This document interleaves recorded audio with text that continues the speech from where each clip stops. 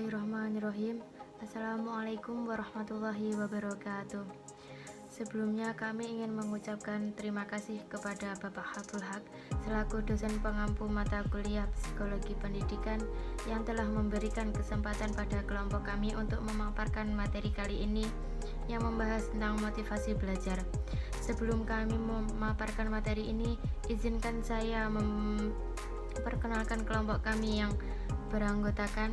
Yang pertama, Rinta Agustin Fadila yang akan membahas materi pertama dan yang kedua.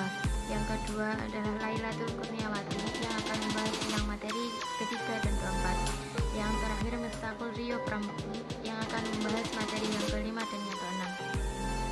Sini saya Rinta Agustin Fadila akan membahas materi yang pertama, yaitu definisi motivasi belajar.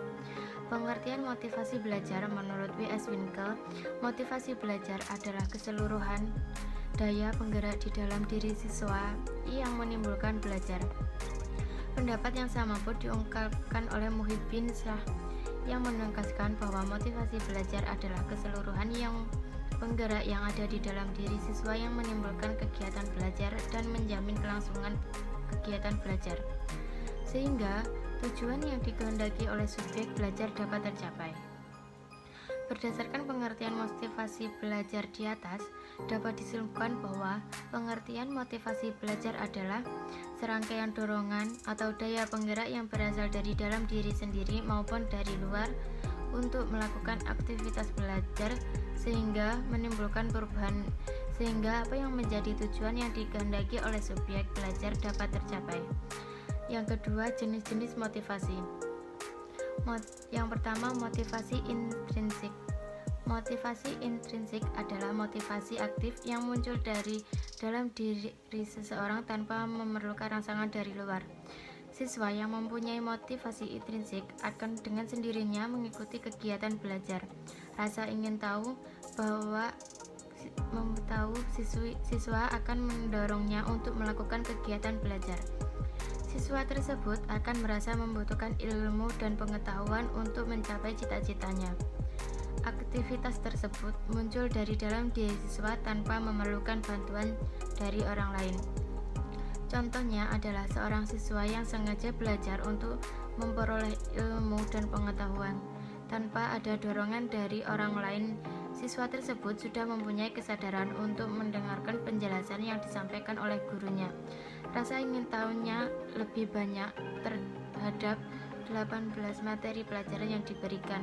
Berbagai gangguan yang ada di sekitarnya kurang dapat memengaruhi perhatiannya. Yang kedua, motivasi ekstrinsik. Motivasi ekstrinsik adalah motivasi yang timbul dan berfungsi karena adanya pengaruh dari luar. Motivasi ekstrinsik dibutuhkan oleh siswa. Motivasi ekstrinsik akan sangat membantu ketika siswa merasa tidak semangat belajar, tidak tertarik dengan pelajaran yang sedang diikuti, dan lain sebagainya. Dengan motivasi ekstrinsik yang diberikan oleh guru, orang tua, atau pihak lain, maka akan membantu proses belajar mengajar. Motivasi ekstrinsik diwujudkan dalam bentuk rangsangan dari luar yang bertujuan menggerakkan individu untuk melakukan suatu aktivitas yang membawa manfaat kepada individu tersebut.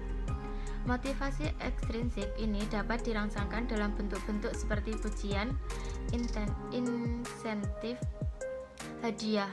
Selain itu, membentuk suasana dan lingkungan yang kondusif juga dapat dikategorikan ke dalam bentuk motivasi ekstrinsik, karena hal tersebut dapat mendorong seorang pelajar untuk lebih giat belajar. Contohnya yaitu siswa yang berangkat sekolah hanya karena takut dimarahi ibunya. Contoh yang lain yaitu ketika seorang siswa yang mendapat prestasi atau peringkat karena ingin mendapatkan sepeda dari orang tuanya.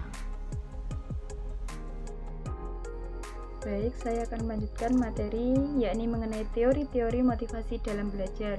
Namun sebelumnya, perkenalkan, nama saya Lailatul Kurniawati dengan nomor NIM 1262012032261. Teori-teori motivasi dalam belajar, yakni 1. Teori kebutuhan.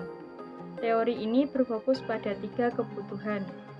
A. Kebutuhan pencapaian, yakni dorongan untuk melebihi, mencapai standar-standar, berusaha keras untuk berhasil. B. Kebutuhan kekuatan, yakni keinginan untuk memiliki pengaruh dan pengendalian individu lain. C. Kebutuhan hubungan, keinginan untuk menjalin suatu hubungan antar personal yang ramah dan akrab. Kedua, teori efektivitas diri. Teori efektivitas diri merujuk pada keyakinan individu bahwa ia mampu mengerjakan suatu tugas. Selain itu, individu yang memiliki efektivitas diri yang tinggi tampak merespon umpan balik negatif dengan usaha dan motivasi yang lebih tinggi, sementara individu dengan efektivitas rendah cenderung mengurangi usaha ketika diberi umpan balik negatif. Ketiga, teori penguatan. Dalam teori ini mempunyai sebuah pendekatan perilaku yang menunjukkan bahwa penguatan mempengaruhi perilaku. Keempat, teori keadilan menyatakan bahwa individu cenderung membandingkan masukan-masukan dan hasil pekerjaan mereka dengan masukan-masukan dan hasil pekerjaan orang lain.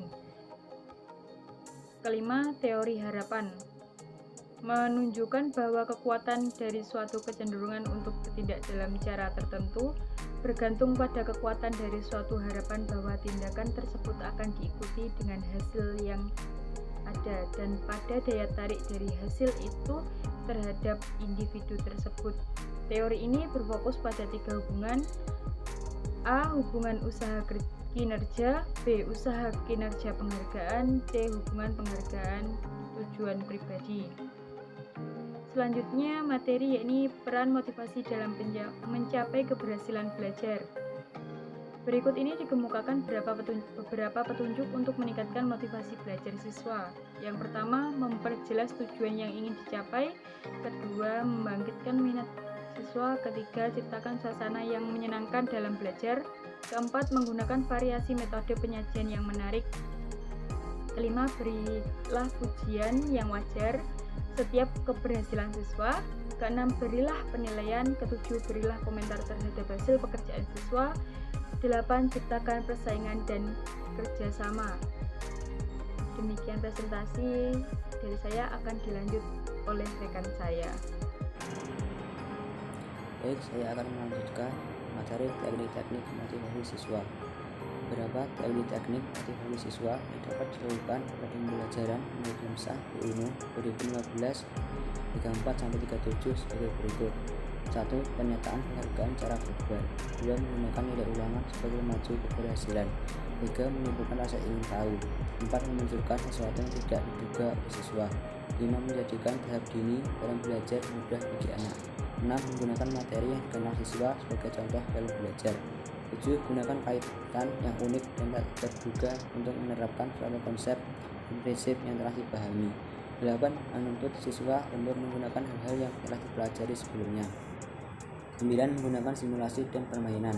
10. Memberi kesempatan kepada siswa untuk memperlihatkan kemahirannya di depan umum. 11. Mengurangi akibat yang tidak menyenangkan untuk keterlibatan siswa dalam kegiatan belajar. 12. Memahami iklim sosial dalam sekolah. Pemahaman iklim dan suasana sekolah merupakan pendorong kemudahan hebat bagi siswa. 13. Memanfaatkan kewibawaan guru secara tepat. 14. Memperpadukan motif-motif yang kuat. Seorang siswa giat belajar mungkin karena latar belakang motif prestasi sebagai motif yang kuat. 15. Memperjelas tujuan belajar yang hendak dicapai. Selanjutnya, materi motivasi belajar menurut konsep Islam. Islam menganggap bahwa agama tidak akan mendapat tempat yang baik apabila orang-orang Islam tidak mempunyai pengetahuan yang matang dan pikiran yang sehat. Oleh karena itu, pengetahuan bagi Islam bagaikan roh atau nyawa bagi manusia. Dalam belajar atau menuntut ilmu, Islam tidak membedakan antara laki-laki dan perempuan sebagaimana sabdanya dari Anas radhiyallahu anhu yang berkata, Rasulullah SAW bersabda, menuntut ilmu itu adalah kewajiban bagi setiap muslim. Hadis riwayat Baihaqi. Menuntut ilmu itu adalah suatu kewajiban bagi setiap insan yang beriman kepada Allah, dan orang-orang Islam yang menuntut ilmu berarti adalah mentaati perintah Allah dan Rasulnya. Oleh karena Allah memerintahkan kepada setiap mukmin untuk menuntut ilmu. Tanpa ada pembedaan, agama Islam menganjurkan setiap laki-laki dan perempuan belajar serta menggunakan ilmu yang dimilikinya. juga untuk mengembangkan dan menyebarkan ilmunya. Islam tidak saja membatasi pada anjuran supaya belajar, bahkan menghendaki supaya seorang itu menerus melakukan pembahasan dasar studi. Nabi bersabda, seseorang itu dapat dianggap seorang yang alim dan berilmu selama ia masih terus belajar. Apabila ia menyangka bahwa ia sudah serta tahu, makanya sesungguhnya seorang jahil. Sangat populer apa yang oleh sementara orang dianggap sebagai hadis Nabi SAW yang berbunyi, tuntutlah ilmu dari buayan hingga ke liang lahat. Terlepas dari benar tidaknya menisbahkan ungkapan tersebut kepada Nabi, yang jelas ia sejalan dengan konsep Al-Quran tentang keharusan menuntut ilmu dan memperoleh pendidikan sepanjang hayat. Pendidikan seumur hidup yang jika mengatakan ini tentunya tidak hanya terlaksana melalui jalur-jalur formal, tapi juga jalur informal dan non formal. Atau dengan kata lain, pendidikan yang berlangsung seumur hidup menjadi tanggung jawab bersama keluarga, masyarakat, dan pemerintah. Sekian presentasi dari kelompok kami. Apabila ada kekurangan, kami mohon maaf sebesar-besarnya. Wassalamualaikum warahmatullahi wabarakatuh.